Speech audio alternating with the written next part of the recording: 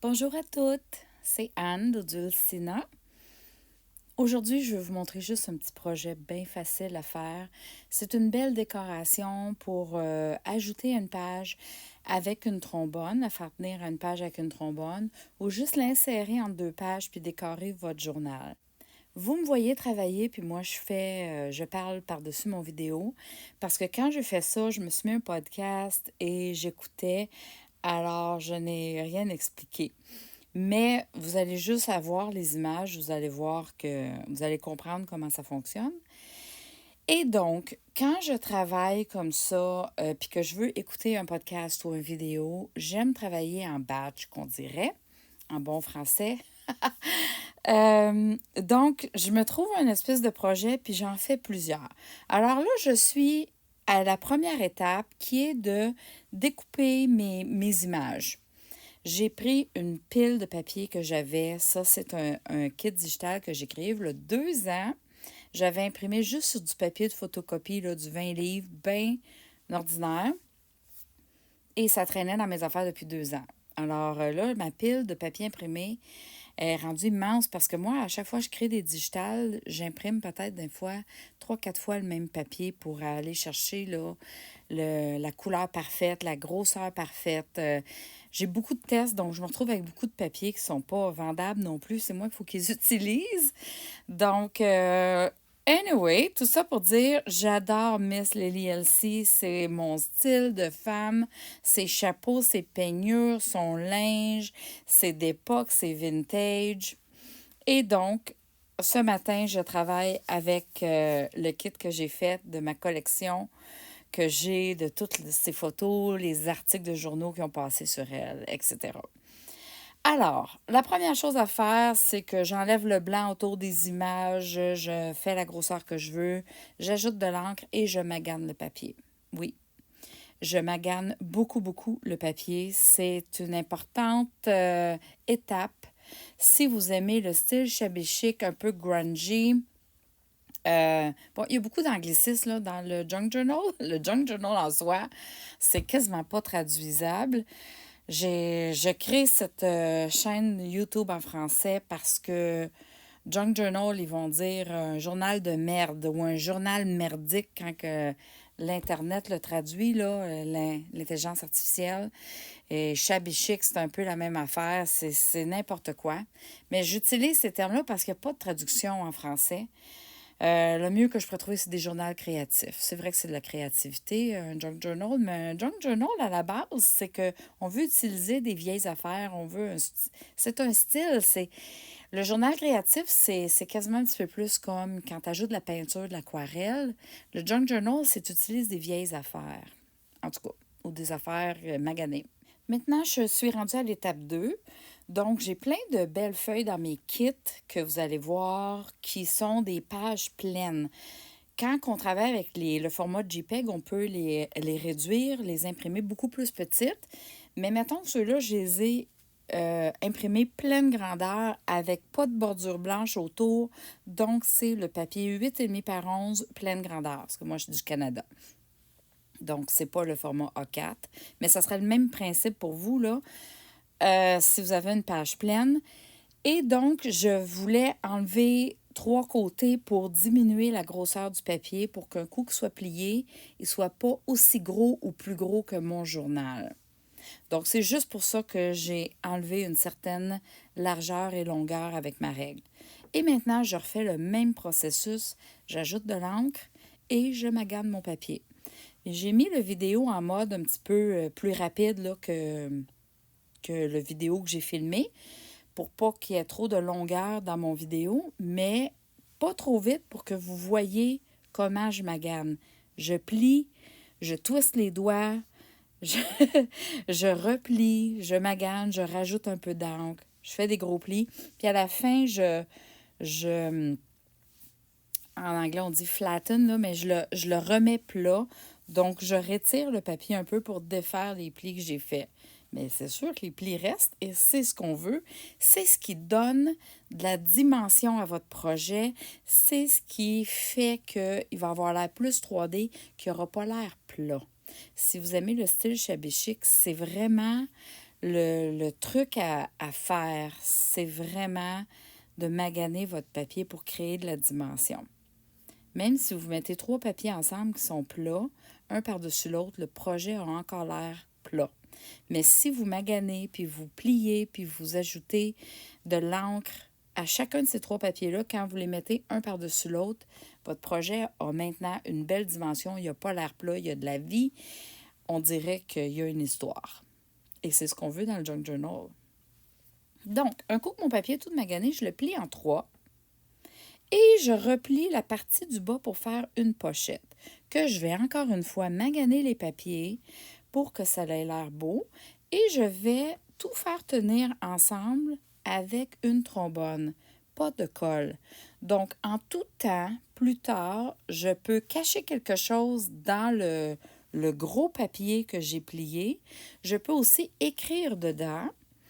Je peux ajouter des décorations dans la pochette et je peux tout ouvrir en enlevant les trombones et découvrir le petit secret caché en dedans du papier qui paraît même pas que personne n'y voit feu. Donc, si vous avez besoin de vider vos émotions sur un sujet, vous pouvez cacher ça à l'intérieur de cette pochette-là. Il y a de grandes chances que personne réalise qu'il y a quelque chose en dedans. C'est ça qui est le fun du Junk Journal, c'est l'interaction, je trouve, de pouvoir avoir des pochettes, des choses à ouvrir, à découvrir. Puis si quelqu'un n'a pas créé le Junk Journal, il risque d'en manquer quelques-uns. Vraiment. On devient bon à trouver, mais on en manque pareil, quand c'est pas nous qui l'avons fait, le journal. Donc, on fait en 3, puis on plie. Comme cet exemple-là, j'ai même pas fait de pochette en bas. Je trouvais que la rose était trop belle, puis je voulais pas la cacher en créant une pochette. Fait que c'est juste un papier plié en 3 qui se tient avec une trombone, puis qui a une petite cachette à l'intérieur. J'en profite pour vous dire que j'ai finalement créé ma boutique Amazon. On appelle ça un storefront en anglais, là. C'est pas ma boutique à moi, mais c'est la liste des produits que je vous recommande sur Amazon que j'utilise. Donc, moi, quand j'ai commencé le Junk Journal, ça m'a été très, très utile d'aller dans les liens des vidéos que j'écoutais. Dans la description de chaque vidéo, je mets des liens pour vous aider à trouver les produits que j'ai utilisés. Et des fois, on ne sait pas le nom, on ne sait pas comment l'écrire. Je le dis trop vite ou vous avez mal compris, vous pouvez aller là. Donc, j'ai fait une liste sur Amazon de tous mes produits préférés. Mon imprimante, les papiers que j'utilise, ma machine Cricut, les colles que j'utilise. Et je viens d'ajouter le lien pour les petites trombones que j'utilise dans ce projet-ci. C'est comme... Initialement, c'est la marque là, Tim Holtz qui avait fait des petites mini trombones comme ça. Et ça vaut une fortune quand on achète les Tim Holtz. Mais depuis, mettons qu'il y a beaucoup d'autres compagnies qui ont copié l'idée et on est capable maintenant d'en acheter et puis qui sont abordables. Parce que quand c'est des Tim Holtz, ben tu l'utilises juste pour le vraiment beau projet spécial. Mais là, je les ai trouvés à vraiment moins cher. Donc, je vous ai mis le lien dans mon lien de la boutique Amazon. J'ai seulement que 2 boutiques. Une boutique pour le Canada parce que je suis canadienne, puis une boutique pour le Amazon.com pour tout ce qui est États-Unis et international. L'idée, dans le fond, c'est que vous pouvez aller là, vous pouvez voir les produits que j'utilise, puis après ça, si vous êtes d'un autre pays, copier la description du produit, puis voir si vous ne trouveriez pas le même sur votre Amazon.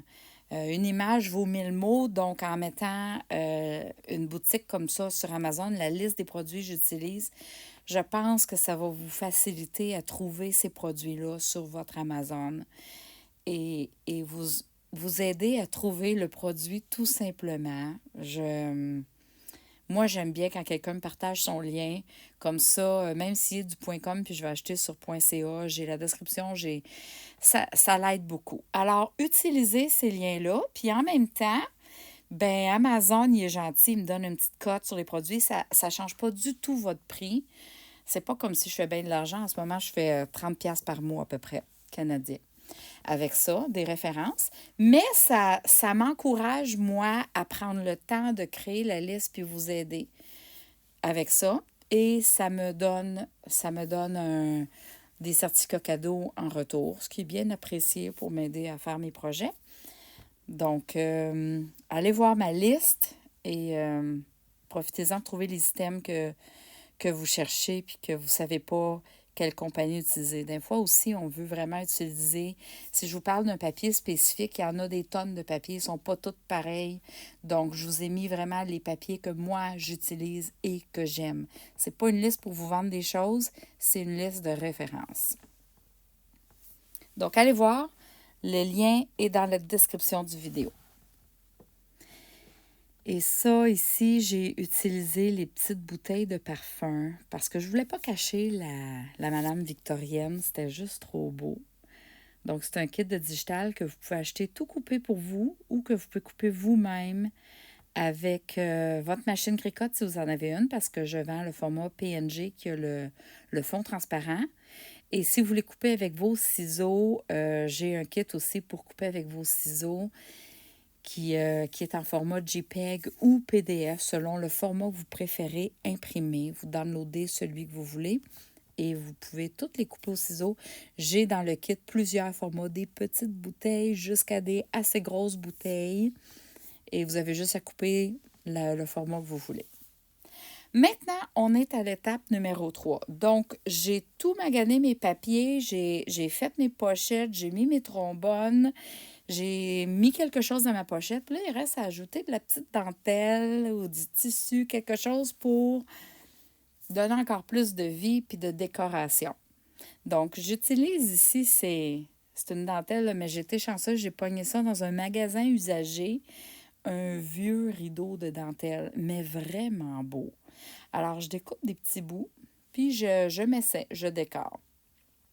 Quand je travaille en série comme ça, là, c'est juste une petite série de 4, mais dans le fond, quand la vidéo finit, là, moi, j'en continue d'autres, OK?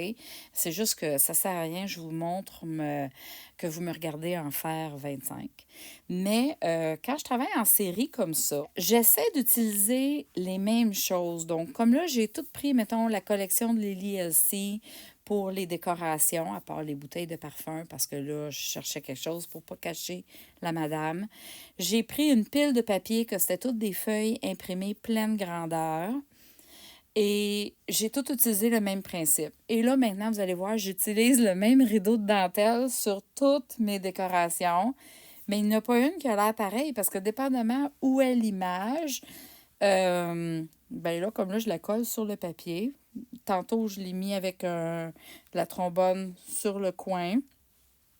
Je veux juste m'assurer que la façon que je vais coller mes décorations, ma dentelle ou des tissus ou quelque chose, ne m'empêchera pas d'enlever le trombone et d'ouvrir le papier.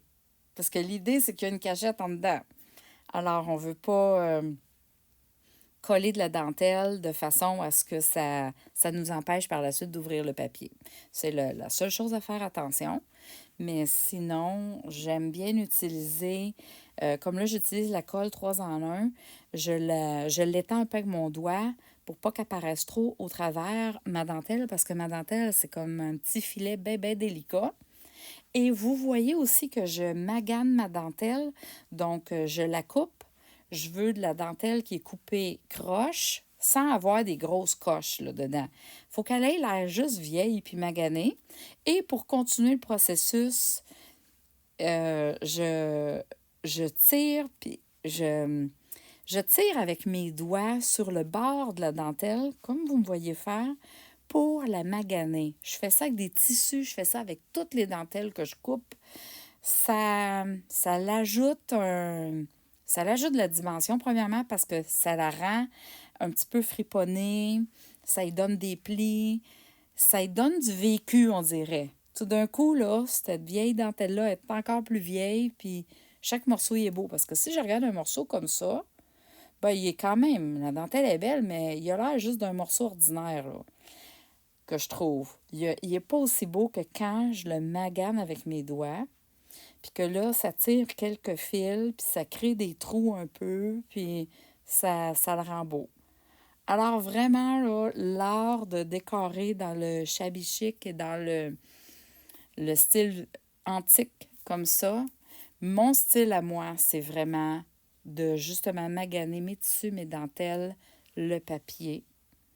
Si vous aimez les choses toutes plates, toutes droites, je suis peut-être pas la chaîne YouTube la meilleure référence pour votre style. Mais moi, dans le fond, ce que j'essaie de faire, c'est de vous donner les trucs, puis vous montrer comment faire des choses comme que moi je les fais. Parce que si vous avez cliqué sur l'image ou sur la vidéo, en quelque part, c'est parce que vous aimez peut-être ce style-là. Donc voilà, c'est un beau petit projet facile. Et ces pages-là que j'ai fait, puis que j'ai plié en trois, je vais les utiliser, soit que je vais prendre le trombone, puis je vais l'accrocher à une page dans un journal, ou je vais juste insérer cette décoration-là entre deux pages de mon journal, puis elle va juste tenir parce qu'elle est entre deux pages. Alors ici, j'avais un morceau de tissu. J'ai toujours plein de choses qui traînent sur ma table.